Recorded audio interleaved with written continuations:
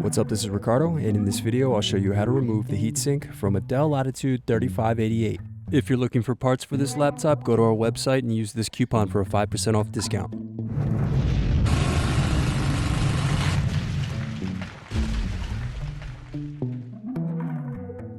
First unscrew, then remove access door.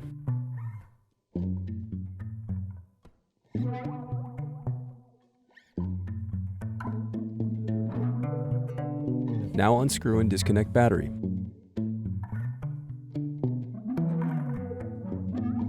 Now unscrew and disconnect cooling fan. Then unscrew and remove heatsink. Thanks for watching. Don't forget to like and subscribe if you enjoyed this video. And if you need more, check out this playlist to watch other tutorials for your laptop. You can also click here to find parts for your laptop at partspeople.com.